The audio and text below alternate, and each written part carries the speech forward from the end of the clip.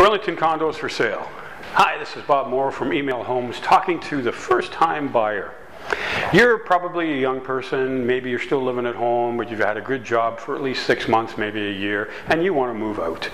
You're looking in the Burlington area. Well, the first thing you need to understand is that in the Burlington area there are new condos and there are condos that are 10 years old, and there are condos that were built in the 70s. You need to decide based on budget which ones you really want. The higher priced ones, which tend to be on the Highway 5 Appleby line area, tend to be in the high twos, even into the 300,000 range. Most first-time buyers can't afford that. The lower ones, the ones that are inexpensive, are usually along the lakeshore or in the Aldershot area. They could be in 190 up to 200 range, but they tend to be very, very old. Some of them have been renovated, but the rooms are small because back then everything was smaller. Sometimes they were rental units that have been renovated and turned into condos, and you have to be careful because some of the other units may still be rentals. So the ideal, in my mind, for a first-time buyer, the ideal condo is that condo that's in the 200 to 220 range, maybe 230, and it's in an apartment-style condo, and usually we'll find them in the Guelph line, upper middle, Walker's line area, especially around the Walker's line. There's a lot of them there. So let's say we're looking at 220,000. Now, you need to go to the bank first. Before you talk to anybody, you need to go to the bank. If you have a good relationship with the bank, that's great. If you don't, I suggest you go to a mortgage broker because they can work better for you anyway.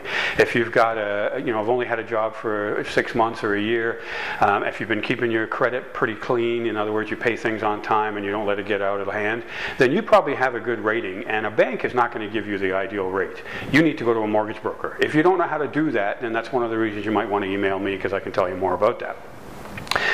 Next step is you need to look for the condos. So the best way to do that is either go on the MLS yourself and try and search through them all, or you can email me and say, look, these are the condos I want to look at, can you send them to me?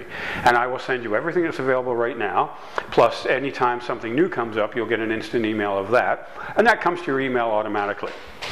The next step then is that you're going to pick maybe 3 or 4 of these condos that you see, maybe over the course of 2 weeks. You'll pick 3 or 4 that you like, and we'll go see them. And what we'll do at that point is try and decipher what it is that you really need to have in a condo. Do you need 1 bedroom? Do you need 2 bedrooms? Do you want to have a nice balcony? Do you really care about the balcony? Are you afraid to be on the first floor? Some young girls don't like that. Do you want to be on a higher floor? Do you care if the balcony has a walkway in front of it? Because if you don't care, sometimes they can be cheaper. All these factors we'll talk about when we're out. Then we make an offer on the house. At this point in time, you're going to need about $5,000, maybe $8,000 free and clear cash that we can use for a deposit. The deposit allows us to make an offer on the condo, and if the offer is accepted after we negotiate, then that $8,000 is taken, put towards the cost of the house, but you need that money right away. Now that's the only money you're going to need, because we are then going to get the mortgage, we're going to maybe do an inspection, which might cost a couple of $100, but a lot of condos, not that critical. And you don't need the rest of that money until the closing date, and you can close 6 months from now. So you have a little bit of time to gather up a little bit extra cash for furniture and appliances and things like that, although a lot of these condos will come with appliances. If you're not really sure how to start now after this, give me an email, robert@emailhomes.ca. I have an email that I can send to you that lists the 15 steps that we take to get you into your first condo.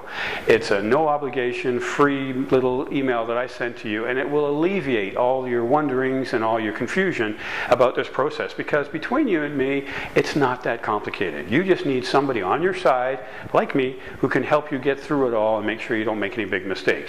Mom and Dad will love you for it. I always get along with Mom and Dad because usually they're my age anyway. Give me a call and we'll start looking at condos so you can get out of the house and get into your own house.